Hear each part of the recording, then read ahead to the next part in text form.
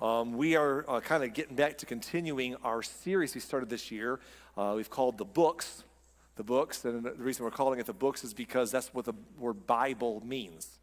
So I want to remind you, since we've had a couple weeks off from this topic, the word Bible means books. And that's important to understand because sometimes we just think of the Bible as just one big book, which we can then just say, well, the Bible says, which is oftentimes, those are dangerous words to begin with, applied wrongly and out of context even. But the Bible is a bunch of books. Actually, the Bible, as we call the Bible, is two collections of books. It's the first collection is what we call the Hebrew Scriptures. It's the story of a nation. It's the story of a group of people. God began a nation with. It's their ancestry. It's their challenges, their laws when they began a nation, their rulers, their adventures. And then the second collection of books is the Christian Scriptures, the story of Jesus and his life, and then the history of the early church that started in his name after his resurrection. And then, of course, the correspondence letters between some of the founders and the apostles. And so you have these two collections of books, 66 in total, 39 and 27, that make up what we call the Bible, and we carry around with us today. Now, here's what I want to say. We've begun journeying through the Bible or through the books, and we started with the Hebrew Scriptures because they came first chronologically.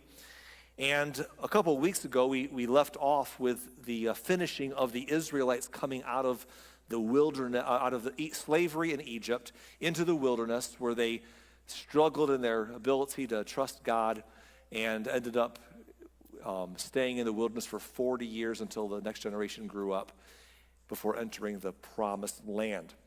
And then we took a couple of weeks break, as we said we would do along the way. And today we're getting back into it. Now, when we left off, we talked about Moses' death, and Joshua was appointed to be his successor. And since we're going to talk about Joshua a little bit, I want to remind you a little bit of what we know about him so far. Joshua, so far, here's what we know. He was up in the mountain.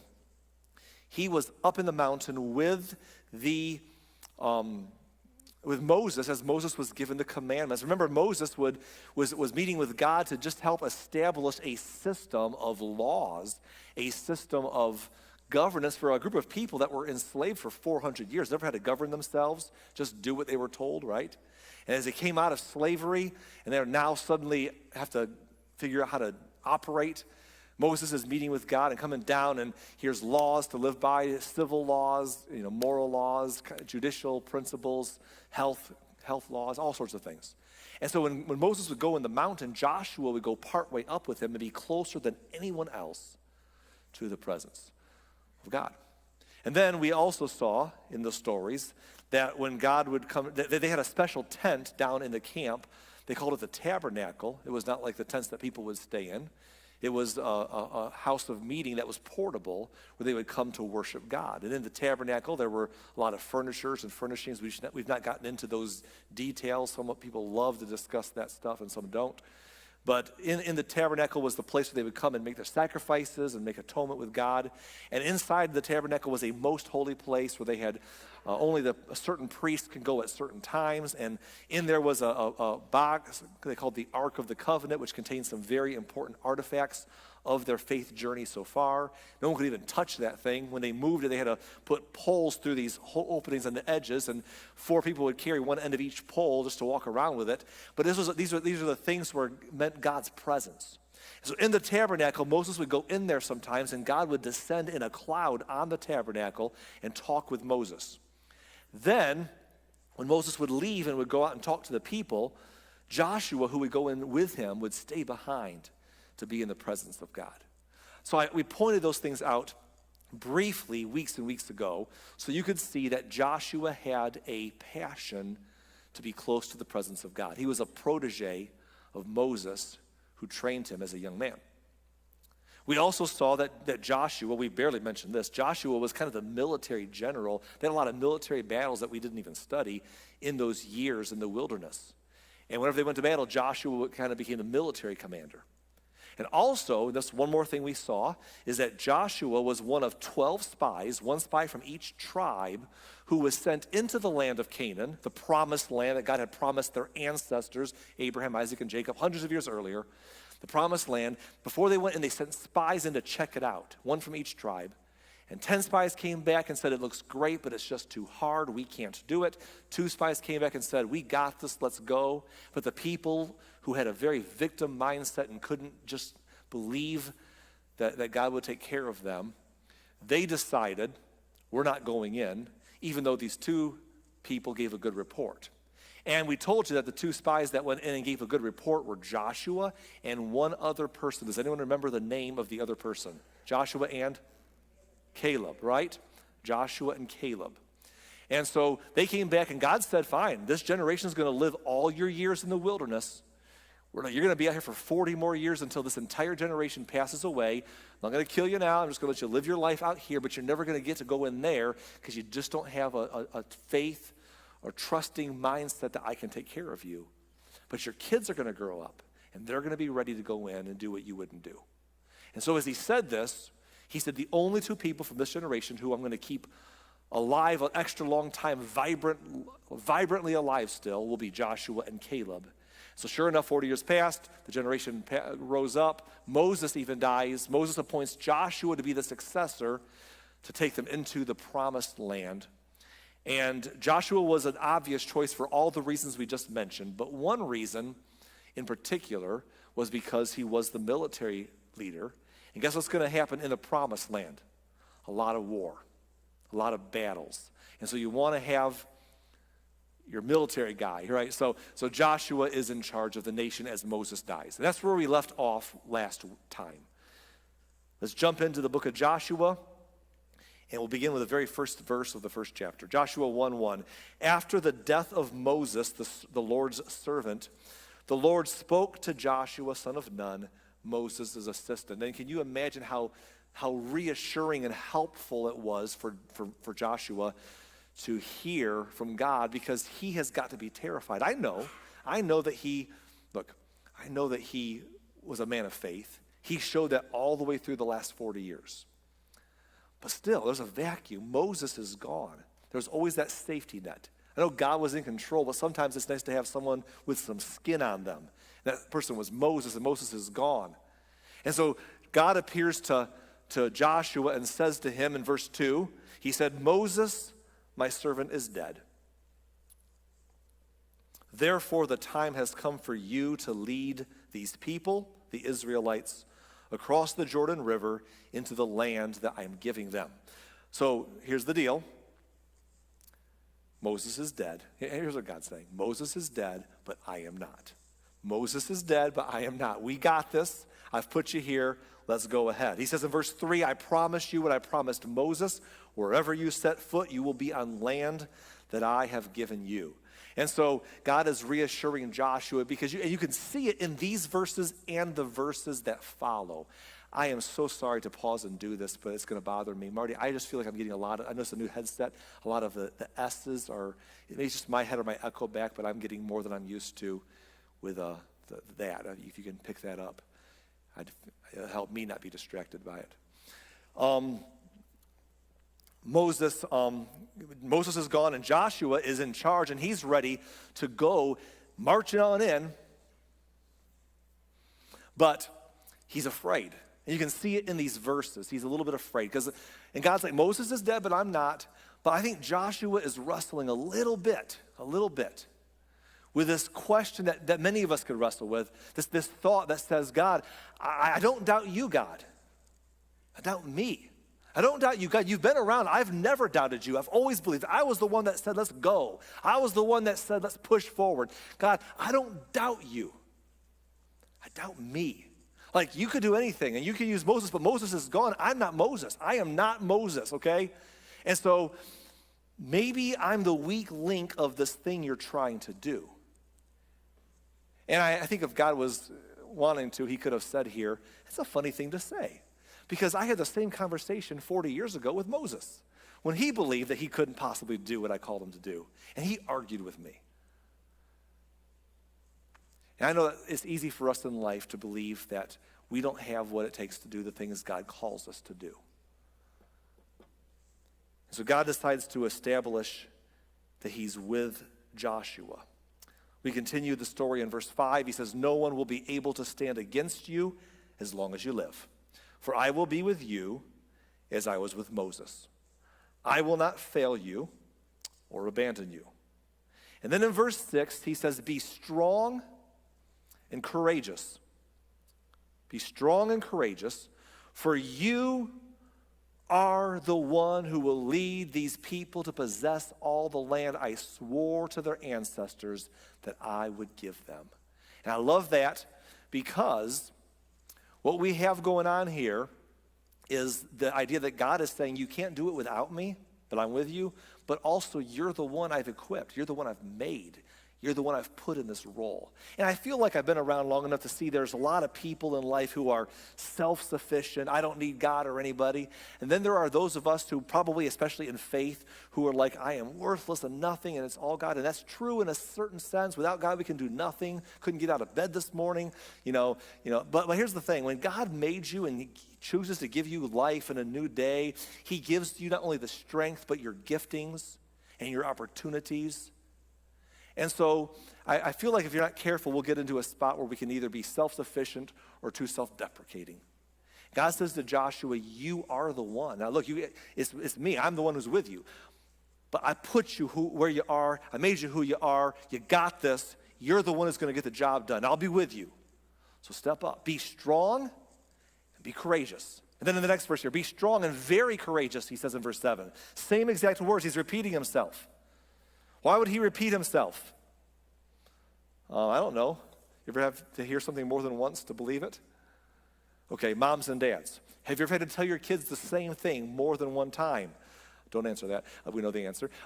Be strong and very courageous, he says. Be careful. And I love what he does here. He pivots. Be careful to obey all the instructions that Moses gave you. Do not deviate from them, turning either to the right or to the left. And what he's saying is, look, I met with Moses, and we put the playbook together.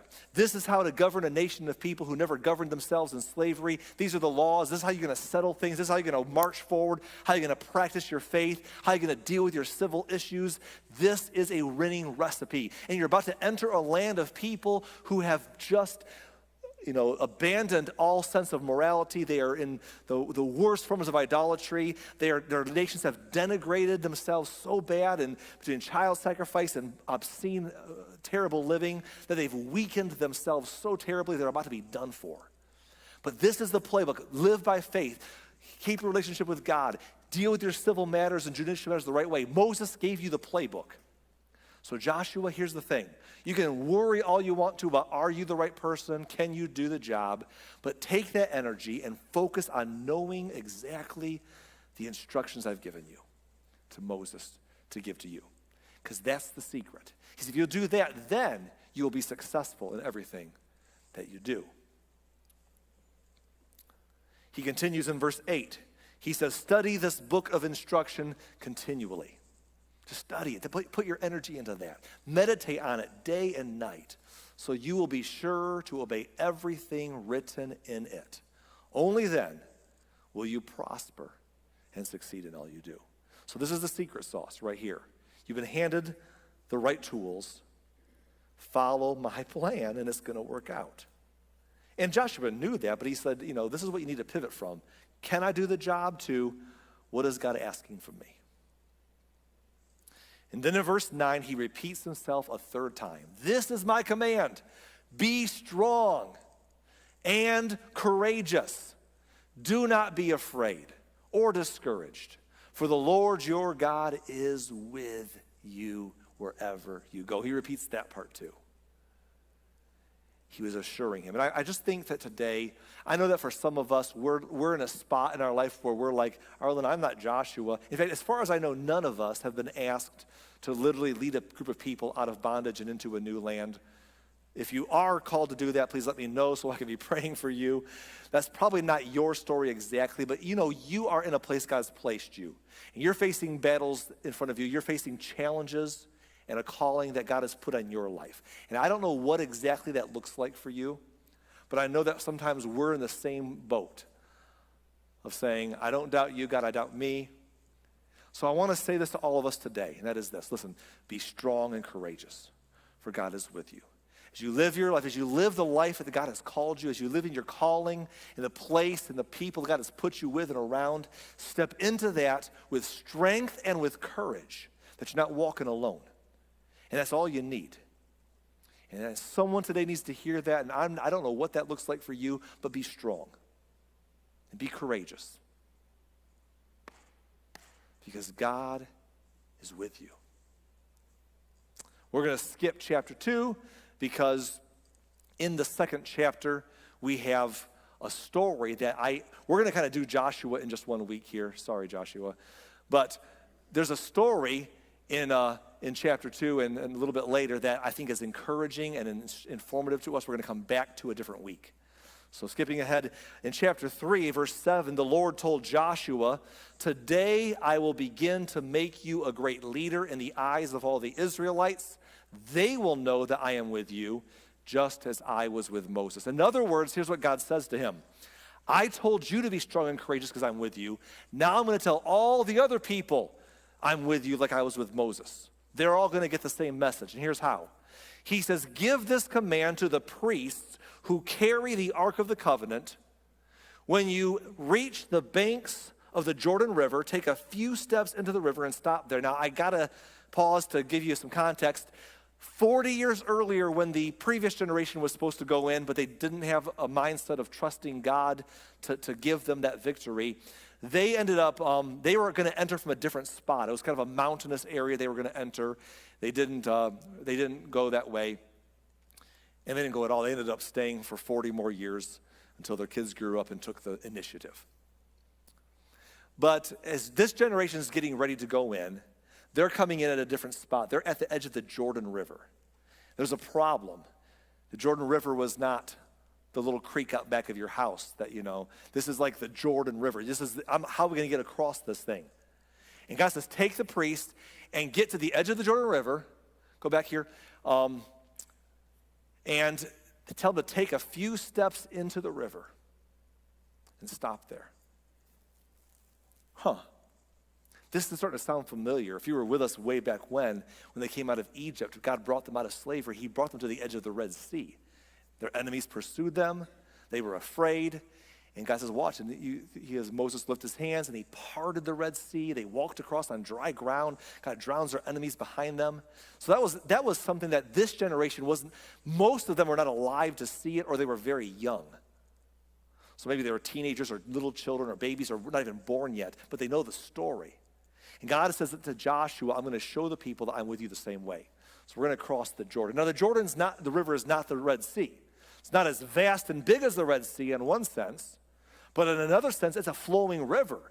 The currents, and it's dangerous, and so this is insurmountable. And God says, we're going to cross this baby right here, right now. So he says, tell them to take a few steps into the river and stop there. Verse 14, the people left their camp to cross the Jordan, and the priests who were carrying the Ark of the Covenant went ahead of them. It was the harvest season, and the Jordan was overflowing its banks, so the water's rough. The water's rough. But as soon as the feet of the priests who were carrying the ark touched the water, as soon as their feet touched the water at the river's edge, the water above that point began backing up a great distance away at a town called Adam near Zarethan. And the water below that point flowed onto the Dead Sea until the riverbed was dry. And all the people crossed over near the town of Jericho. And we're not going to talk about Jericho today because it's part of the other story that I think we're going to come back to later. But what I want you to see in this part of the story is they crossed the Jordan, much like they crossed the Red Sea. But in this particular case, God told them, start walking across. And as they did, he parted the waters. And it's interesting because, it would have been easy for them to sit there and say, God, the water's in the way. God says, take a few steps in. Why? The water's in the way. I know, take a few steps in. God, if you'll part the waters, we'll step in. And God's like, no, if you'll step in, I'll part the waters. No. Let me explain this to you again, God, you're not listening. if you'll part the waters, we'll step in. I say, no, you're not listening. If you'll step in, I'll part the waters. I heard a phrase when I was a teenager that stuck with me all the last 30, don't ask me how old I am, a long time now. And the phrase was, waters never part until your feet get wet. That's what happens here in the story, that these people, God says, go forward. Look, I've told you what to do, trust me. Trust me and step forward. And so they're at the water's edge saying, what do we do? Step in. And as soon as their feet, it says, touched the water, what do you know? And I don't know where in life someone in this room may be at. You might be in a spot where you're sitting there saying, God, if you'll make my path easy, if you'll take away all my obstacles, then I'll trust you. I'll follow you if you'll make the road so smooth and easy that I can't possibly miss it. And God might just be saying to you, you step forward where I've called you. You step into what I've called you to, and then I'll part the waters. And I know we want him to do all the work ahead of time. We want no uncertainty, we want no challenges, but hear me today, waters might not part until your feet get wet. So trust the Lord and step forward. Now, what's happened is this. From there, and we're not going to tell the military conquest, I'll give you just a quick flash through a couple key moments. They take on Jericho and they win. They come to a conflict with the city of Ai, and they think they're going to win, but they lose. They get their tails handed to them. So then they regroup and figure out why they lost, and there was, they have to deal with failures and sin in their own ranks, and they got to figure out what went wrong. Then they come back, and this time they have victory in Ai. Then, from there, people from Gibeon come by nearby and make a treaty with them because they were afraid of the Israelites, and the Israelites were not supposed to do this, but they didn't really ask God, and they made an ill-advised treaty of peace, a peace relationship with these people from Gibeon, who then freaked everyone else out around them, and those people came down and said, oh no, if those folks made peace with Israel, what are we going to do? So they all got together, a bunch of nations and cities got together with their soldiers, and they decided to all form a massive army because they didn't want to face Israel one at a time. They said, let's just all attack them and wipe these new people out real fast. And they did, and it would have been intimidating and overwhelming, but God gave the victory. And as bad as that battle would have seemed to be, it was kind of a blessing in disguise because it got a lot of the conflict that they were going to face anyhow done in one huge battle. But all the battles weren't done. There were still enemies everywhere. They still had conflict wherever they went. They still had war. And this went on and on and on for the next several years. And I just skipped all the cool stories, and I didn't even refer to a few of them. And I know that's a bummer for some of us guys, and not just the guys, some of the girls too, but I don't know, stereotypically, some of the guys are like, Arlen, you skipped all the war stories of Moses' generation, and now you're skipping all the war stories of Joshua. Those are the best stories, It's like if you're a Lord of the Rings fan, right, and you have to watch that, probably some of you guys, you're not looking to watch, Frodo and Sam have a special moment of friendship. You want to see the battle going on, That's the point, isn't it? And so here we are skipping all the military excursions. We're skipping all the wars and the adventures. But here's my answer to you. You should read your Bible. You should open up the Hebrew Scriptures. You should open up the book of Joshua and read them for yourself because they're all right there. And trust me, the book is better than the movie. So here's the deal. That's available. But just getting to where we're going today, what they do is they have to fight their way through. They have to fight their way through. Here's what I want to say. I don't know, as we prepare, as we pray through these stories, I always want to be led by God's Spirit. And here's what I want to say to somebody today. As we read their stories and their fate, what they face and their conquests and their challenges, this is true about them, and it may be true for you today. And that is this, that God promised the victory, but it still had to be won. One battle at a time.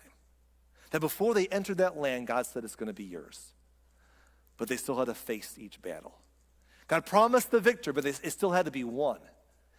And it wasn't just done at one moment. It was done one battle at a time. And again, I know sometimes it's easy to say, well, I thought I knew what God called me to. I thought I knew what he was doing. I thought I knew what was right. I thought if I did the right thing, it would turn out.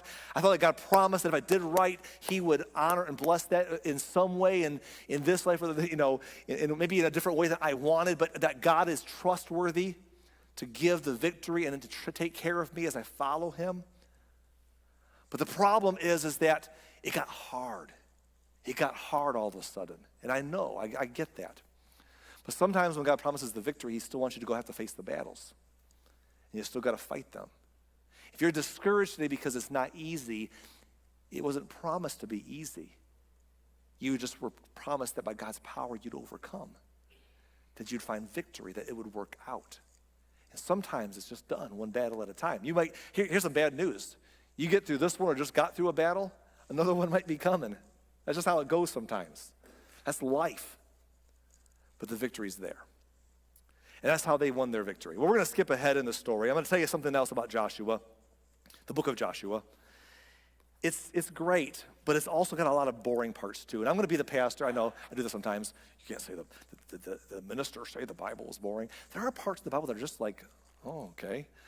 This person begat that person, and this person inherited this piece of land, and it's just like list and list and list. So I know some people love, like, I read every word. I read every word many times through. I've done that, and I will continue to do so. But it's just not always the most interesting reading. The battle parts are cool. The stories are fun. But Joshua's got some parts of lists and lists and lists and lists. We're going to skip all that too. But I want to go to one more story before we get to the end of Joshua. So 2 more stories. The first one deserves to be given some attention because it's about that other person from the previous generation. That other person who with Joshua trusted God when they first spied out the land, and everyone else said we can't go in, but they said, no, we can. God's got this. And so God said, you're going to die in the wilderness over the next 40 years, and your kids will grow up and trust me and go into the promised land. Except 2 people will live from the previous generation and be strong enough to be a part of the conquest. And we just mentioned them earlier. It was Joshua and Caleb. So what happened to Caleb? Well, he deserves his moment. Joshua 14 and verse 6 says, a delegation from the tribe of Judah, led by Caleb, son of Jephunneh the Kenizzite, came to Joshua at Gilgal. And Caleb said to Joshua, remember what the Lord said to Moses, the man of God, about you and me when we were at Kadesh Barnea? I was 40 years old when Moses, the servant of the Lord, sent me from Kadesh Barnea to explore the land of Canaan. I returned and gave an honest report, but my brothers who went with me frightened the people from entering the promised land. For my part, I wholeheartedly followed the Lord my God. To which Joshua could have said, yes, I know, I was there, I did too. Those are good times, right? So Caleb continues, so that day Moses solemnly promised me the land of Canaan on which you were just walking will be your grant of land, that you and that of your descendants forever, because you wholeheartedly followed the Lord my God. And then he continues in verse 10, now as you can see, the Lord has kept me alive and well, as he promised for all of these 45 years since Moses made this promise. Even while Israel wandered in the wilderness, today I'm 85 years old. Now, just for the, those of us that nerd out, on the details, I know some of us don't care. But here's the thing, it's interesting, it kind of gives us a time frame of what's been happening. Because what we see is that we know that Caleb was 40 when he first went in to spy out the land, that they wandered for 40 more years, and then they've come into the promised land and they've had to face these battles that we've just been reading about, or we're kind of skipping over some of them. And apparently, according to his age here, that whole thing took 5 more years. So for 5 years, they've been in the land of Canaan, facing all the conflict and overcoming all the obstacles. And now Caleb comes to Joshua and says, I'm now 85 years old. And he says this in verse 11, I am as strong now as I was when Moses sent me on that journey, and I can still travel and fight as well as I could then. Now, if you're anywhere near that age and you don't feel that strong, and that's like, wow, don't get discouraged, okay? Remember, they lived a little bit longer back then. Moses lived to be 120 and died in his strength still, just it was time to go. Remember, ever since the flood, we discussed this before, ever since the flood, life had been tending to be shortened over time, but people were still living longer at this season than we are now. Joshua would live to be 110. This is not all, lifespan has changed over the years. It seems to be lengthening a little bit now, again, than it was a number of decades ago. But, so 85 then is not like 85 now. But even so, 85 then is still pretty old. Okay? He's like, I'm as strong as I ever was. I can do anything. And I think he was sincere. Now, I have fooled myself before and said things as I've neared 50, like, I could do the same things I did as I was a kid. And then I tried them and thought, oh, wow, my brain didn't catch up to my body apparently, or vice versa, I guess. But Caleb sincerely says, I got this still. God has strengthened me all through those years and kept you and me alive to come into this promised land because we trusted him. And I am as strong now as I ever was at 85. It's pretty remarkable. And he says in verse 12, so, this is the whole point. So, give me the hill country that the Lord promised me. You'll remember that as scouts, we found the descendants of Anak living there in great walled towns. Now, we did mention them, but let me just refresh our memory. These were people who were considered, they call them giants, because they were bigger than most people. Not like Jack and the Beanstalk or giants in a movie, like, these, whatever, but like just bigger people, like 9 feet tall, just bigger, tougher people. I mean, like that big bully that was just bigger than you and scares you. These are just giants. And they were stronger and bigger, and they built stronger weapons and stronger defenses and stronger cities. And everyone, in fact, one of the biggest things that scared the previous generation off from going into Canaan was these cities right here with these big people. And Caleb's like, I want them. I want to take that one on right there. He says, if the Lord is with me, I will drive them out of the land, just as the Lord said. We got this. Let's go. You're 85 years old, Caleb. You've done enough. Nope. I'm going forward. I love that. I don't know how long I'll live, but I hope you can still be swinging the sword or the hammer hard as time goes on. He's like, let me go. I'm going to go as long as I can.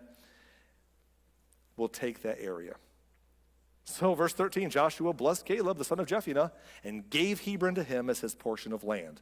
That's the name they changed it to. And Hebron still belongs to the descendants of Caleb, son of Jephunneh, the Kenizzite, because he wholeheartedly followed the Lord, the God of Israel. I wanted to bring that story up to close that loop.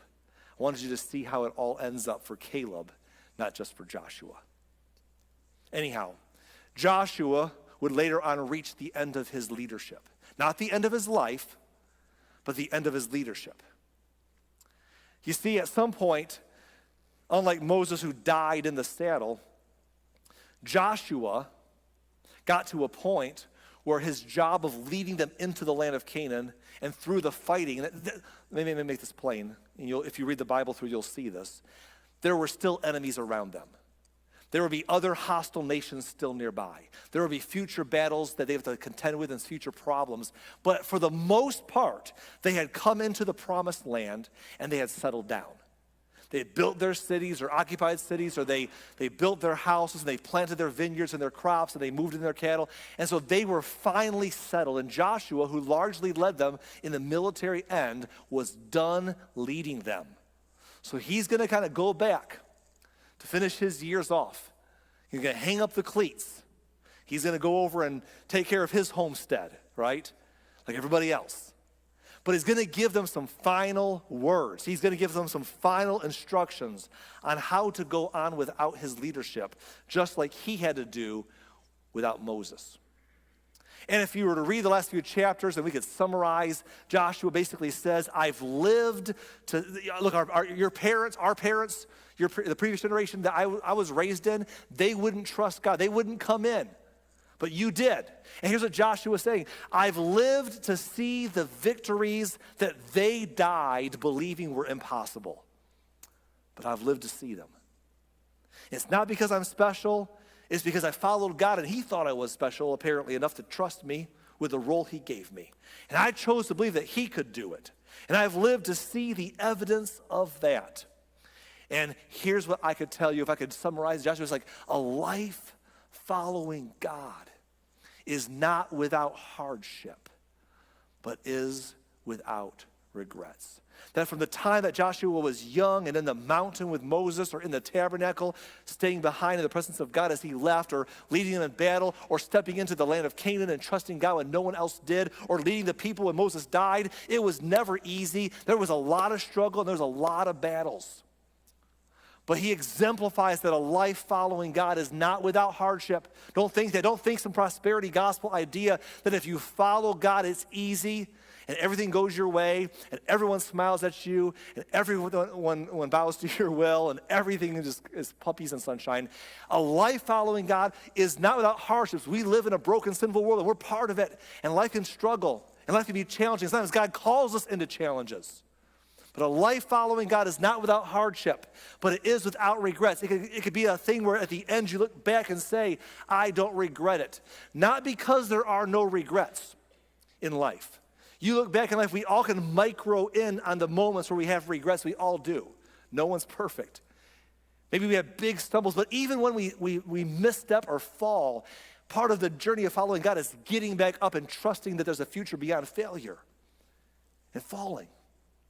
And when we look back at not the micro details necessarily, but the macro picture of a life that trusts God and follows God, you look back and see it had its hardships, but there are no regrets.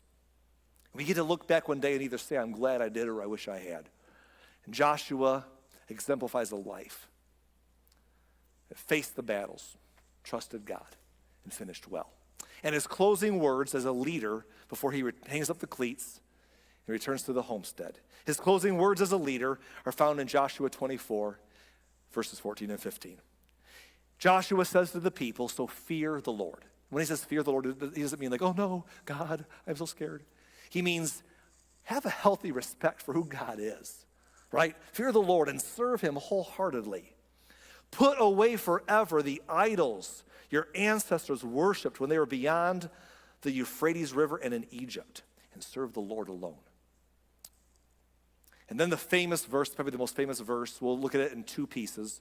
He says in verse 15, but, if you refuse to serve the Lord, it's up to you. It's your call. If you refuse to serve the Lord, then choose today whom you will serve. Would you prefer the gods of your ancestors that served beyond the Euphrates? Or will it be the gods of the Amorites in whose lands you now live? Come on, will it be the place where they learned through their sick idolatry to sacrifice their children and to live vulgar, vile, wicked lives and decimate their national health and weave themselves so bad that we just came in here and there's nothing to stand against us? Is that the path you're going to go down? You can. You're going to worship the sun or the moon or the trees? Or perhaps the God who made those things? You're going to worship an idol like they did that they made out of their hands, out of stone or wood? Or you're going to worship the God who made the stone and the wood and the hands that you used to make your idols? You got to decide what you're going to believe in. But there's a God over all. There's a monotheistic God over everything, a maker of all things, who has led us all this way and has showed himself strong. You decide. What are you going to do? You can refuse to serve the Lord. That's up to you. But then choose your path. What's it going to be? And then Joshua adds this phrase, and this is a phrase that we ought to take with us. It's so good. He says, but as for me and my family, we will serve the Lord. Can't control what you're going to choose to do. I led you. When I was leading you, I said, here's what we're going to do. But now it's time for me to retire from that role and spend my days over here. And so you decide what you're going to do from here on out. I can't control that, but here's what I'm going to do. As for me and my family, we'll serve the Lord. Boy, I tell you, what a healthy way to live in the world we live in. What a healthy way to approach everything in culture.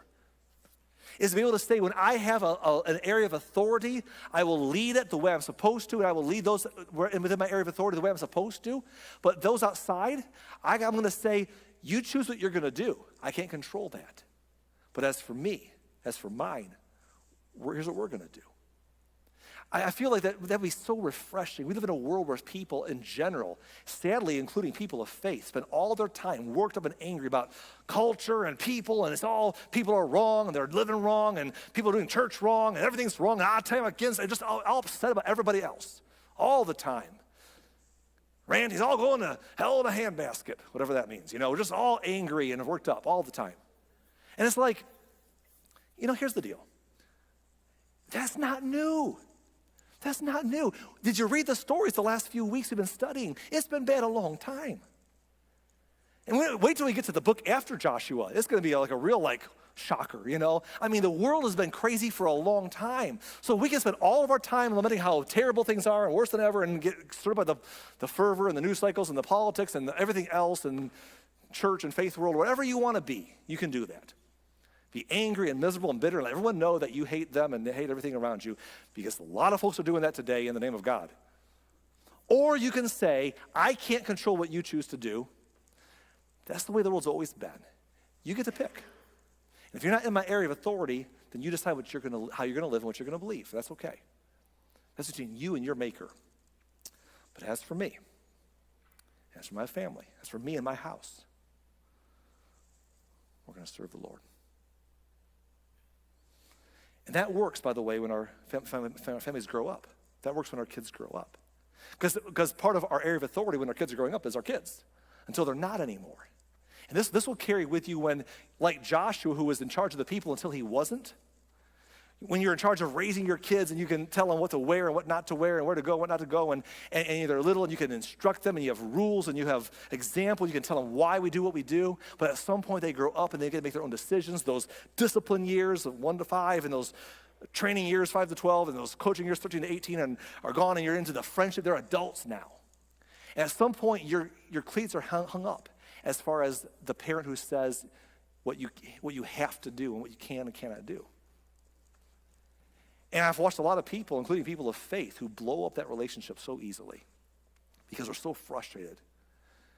I wouldn't do that, you shouldn't do, and just blow it up. Here's the thing.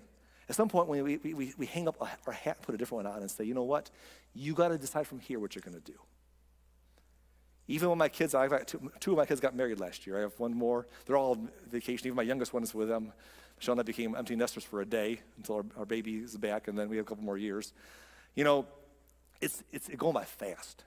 And my married kids, they have their own journeys to take, and so do yours. And I'm proud of them. But here's the deal. I don't know that I'll always agree with every decision they make. I know that we don't, most of us don't. Sometimes they make horrible decisions. Sometimes they make just different ones than we would make, and we make them horrible because we have control. But here's the deal. When those days come, our hat's different. And we can either blow up that relationship like we do with everything else in culture, you know, yelling at the clouds, get off my lawn, everyone's wrong but me. Or we can sit there and say, you choose what you're going to do. I've done my best when I was involved more to show you and teach you and model and instruct, but now you choose what you're going to do. And I can't control that, and I'm not going to be at war. I'm not going to destroy our relationship. But what I'm going to do, as for me, as for us, if we're still a couple together, or maybe I'm by myself, as for me, I'm going to serve the Lord. And I think for some of us, it'd take our blood pressure down a notch. Probably do some healing to a lot of things if it's maybe undo some damage potentially. If we can just look at grown children, neighbors, coworkers, and the world in general, and just stop and say, just breathe a little bit. And say, look, you got to decide what you're going to do. And I can be loving. And I can be a good neighbor and a good family member and a good friend. But I can't be your God. And I can't control your life. But as for me and my family, as for me and my house, as for myself, I'm just going to serve the Lord. That's all you can do. You can give someone an example that they can learn from and come to or come back to someday or stick with or whatever along the way. But you and I would all benefit from Joshua's last words. Someone ought to write that down. Take it with us. Put it somewhere important. As for me and my family, as for me and the things that I have control over, I'm just going to serve the Lord. And I have found, and I'm belaboring this more than I did last hour. I don't know why. Maybe God's just making me do it. I don't know. But I have found that I have enough to say grace over at 13419 Parish Avenue and 8511 West 139th Court, my house and my ministry. To not worry about everyone else's. Neither do you. As for me and mine, we'll serve the Lord. I got to wrap this up. I'm sorry. Moving on. We're done with Joshua. We're going to come back to the story of Joshua, not to talk about Joshua. He's done. Sorry, Joshua, you got 1 week, buddy. But we have one story we skip that's really interesting. I think it's going to be encouraging to you. We'll come back to it another time. But for today, as we wrap up, I want to remind you of what we said along the way. And if God is speaking to your heart and your journey, take something with you. I want to remind you as we go that to be strong and courageous because God is with you. If you're following the Lord, if God placed you where he's placed you, if he's put you where you are with who you are, that's where he wants you, then trust him. And if it's hard to do the right thing, do it anyhow. Be strong, be courageous because God is with you. I want to remind you that God promises the victory, but it still has to be won. One battle at a time. And that a life following God is not without hardship, but it is without regrets. And so today, as for me, in my house, as for me, I'll serve the Lord. Let's pray.